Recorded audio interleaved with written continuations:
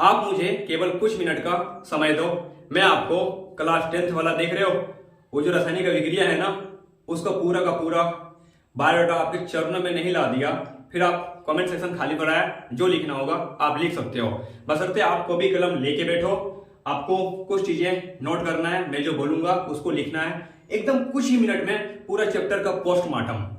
ठीक है, चलो मैं शुरुआत करता हूं कि रासायनिक अभिक्रिया किसे कहते हैं। देखो, रासायनिक अभिक्रिया किसे कहते हैं, क्वेश्चन है, जब दो या दो से अधिक पदार्थ मिलकर एक या एक से नए पदार्थ का निर्माण करते हैं तो उसे रासायनिक अभिक्रिया कहते हैं। एग्जाम्पल समझो, जैसे दूध से दही का बनना, तो दूध में क्या डालते हो आप?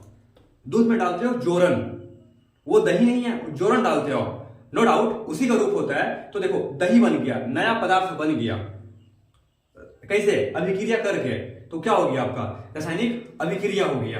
अब बताओ, दही से आप दूध बना सकते हो क्या? नेवर।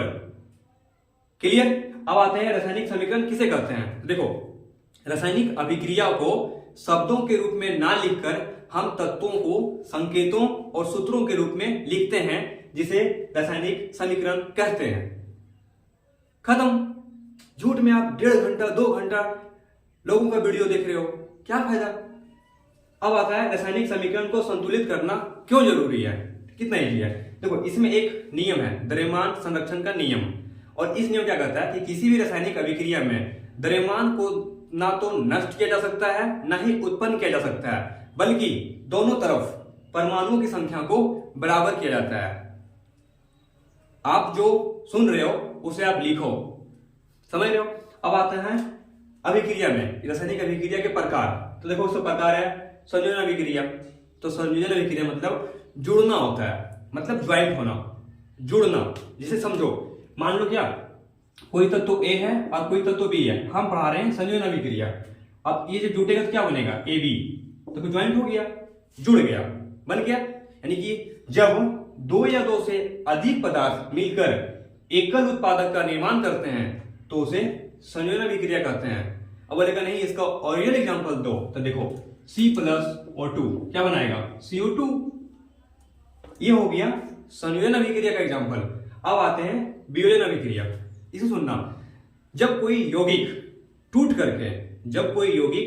करके एक से अधिक पदार्थों का निर्माण करता है तो उसे वियोजन अभिक्रिया कहते हैं। इसका भी एग्जांपल देखो, अब मान लो कि यही ए बी क्या हो जाएगा?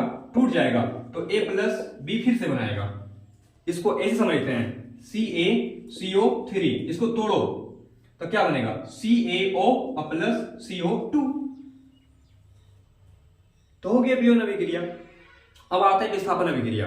समझो, विस्थापन अभिक्रिया, आप दो दोस्त हो, ठीक है, दोनों में लड़ाई हो गया, एक ज्यादा पावरफुल है, एक वो कम पावरफुल है। अब दो एक ही सीट है, तो बताओ, वो कमजोर विद्यार्थी मतलब कमजोर दोस्त पहले से बैठा हुआ है और ताकतवर आया, तो वो क्या करेगा? ताकतवर विद्यार्थी उसको भगा देगा। जैसे समझो, दो दोस्त लेते हैं, हम पढ़ा रहे हैं विस्थापन अभिक्रिया।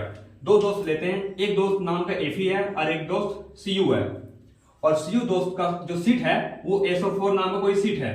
तो क्या करेगा? Fe अब आएगा, SO4 के साथ चला जाएगा, Fe SO4 में बैठेगा, Fe SO4 के साथ बैठेगा। अब बेचारा कॉपर रोते रहेगा, क्योंकि इसमें पावरफुल कौन था? लोहा था। इसका डिफिनेशन बनाओ। वैसी रासायनिक अभिक्रिया जिसमें अधिक क्रियाशील तत्व कम क्रियाशील तत्व को क्या करता है? विस्थापित कर देता है, उसे क्या कहते हैं? उसे कहते हैं विस्थापन अभिक्रिया। क्लियर? अब आते हैं ऊष्मक्षेपीय अभिक्रिया। देखो, ऊष्मक्षेपीय अभिक्रिया में इसके कई तरह से समझ सकते हो आप। वैसी रासायनिक अभिक्रिया जिसमें ऊष्मा क्या होता है? ऊष्मा का निकलना, उसे ऊष्मक्षेपीय अभिक्रिया कहते हैं। एग्जांपल में आप क्या ले लोगे? श्वसन ले लो। और ऊष्मा शोषण अभिक्रिया में वैसी रासायनिक अभिक्रिया जिसमें ऊष्मा का अवशोषित होता है। एग्जांपल में प्रकाश संश्लेषण ले लो। और रेडॉक्स अभिक्रिया, ये तो और इजी है। वैसी रासायनिक अभिक्रिया जिसमें ऑक्सीकरण और अवकरण दोनों साथ साथ हो उसे रेडॉक्स अभिक्रिया कहते हैं। अब रेडॉक्स अभिक्रिया के एग्जांपल ले लेते हैं। देखो, ले लो एग्जांपल, CuO+H2। अब क्या होगा? ध्यान दो, ऑक्सीकरण, ऑक्सीजन का जोड़ना, अवकरण, हाइड्रोजन का जोड़ना। तो CuO क्या होगा? Cu, अब ऑक्सीजन निकल गया। ऑक्सीजन किसी से निकलता है तो क्या होता है? वो आप कमेंट में लिख के बताओ। Cu+H2O, देखो हाइड्रोजन जुड़ा, तो ये हो गया आपका रेडॉक्स अभिक्रिया। अब आते हैं संचालन किसे कहते हैं। देखो संचालन को समझने के लिए आपको थोड़ा सा दिमाग को पूरा ध्यान रखना पड़ेगा मेरे बातों पर। देखो जब किसी धातु पर हवा या नमी या अम्ल के संपर्क में जब आता है, समझ रहे हो, अम्ल के संपर्क में आता है तो वो धातु धीरे धीरे नष्ट होने लगता है, तो यह क्रिया संचारण कहलाता है। खत्म। अब आता है विकृत गंधिता किसे कहते हैं। आपने कभी देखा है रात में कोई खाना जब पकता है तो सुबह सुबह वो खराब हो जाता है, तो हमारी मम्मी जो है या क्या कहती है कि खाना खट्टा हो गया। खट्टा नहीं हो गया, वो खराब हो गया। यानी वसा युक्त पदार्थ जब हवा के संपर्क में आता है तो उसका स्वाद और गुण बदल जाता है, और यह क्रिया विकृत गंधिता कहलाता है। नाम ही है विकृत गंधिता, गंध देना।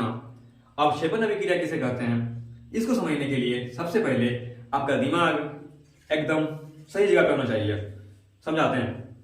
दो बहने वाला तरल पदार्थ, समझो बढ़िया से, जब दो बहने वाला तरल पदार्थ को आपस में मिलाया जाता है तो उसमें जो नया चीज बनता है वो नया चीज बन करके नीचे बैठ जाता है और वह अवक्षेप कहलाता है, और यह पूरा अभिक्रिया अवक्षेपण अभिक्रिया कहलाता है। नहीं समझे? मैं एग्जांपल देता हूं। जैसे एक साइड दूध लो और एक साइड नींबू का रस लो, देखो दोनों में बहने वाला गुण है, यानी वैसी रासायनिक अभिक्रिया जिसमें दो बहने वाले पदार्थ को मिलाया जाता है तो एक नया चीज बनता है, और वो नया चीज भारी होता है जो नीचे बैठ जाता है, उसे अवक्षेप कहते हैं। आइए पूरा रासायनिक अभिक्रिया को अवक्षेपण अभिक्रिया कहते हैं। समझो, दूध लिया और नींबू लिया, उसका रस गारो तो दूध क्या होगा, फट जाएगा, मतलब दूध फट जाएगा, तो वो पनीर जो बनेगा ना, दिस इज अवक्षेप। समझे? इसका एग्जांपल ले लूं, ले लेता एग्जांपल, अवक्षेपण अभिक्रिया का एग्जांपल लेता हूं। कहां लिख दूं, ये लिख देता हूं, Na2SO4 प्लस BaCl2। तो यहां पे क्या हो जाएगा, देखो BaSO4 प्लस 2NaCl। ये देखो BaSO4, देखो यही है आपका अवक्षेप, गाढ़ा पदार्थ। तो कितना टाइम लगा, पूरा चैप्टर हमने खा के ढकार मार दिया। तो दोस्त मैं आपको सही बता रहा हूं, कुछ ही मिनटों में हर चैप्टर आपको कंप्लीट करवा दूंगा। तो अगला मेरा जो प्लान है ना कि एकदम मस्त तरीके से मैं रासायनिक समीकरण को संतुलित करना, मेरा मतलब ख्वाहिश है क्या मैं वो लोग बड़ी तरीके से समझाऊं, एकदम आसानी तरीके से। अगर आप चाहते हो कि मैं रासायनिक समीकरण पे कोई वीडियो बनाऊं जो काफी हार्ड और जो एग्जाम में पूछे जाते हैं, जो 2027 में आने का पूरा चांस है, तो आप कमेंट करके बताना अगर जरूरत हो तो, ठीक है।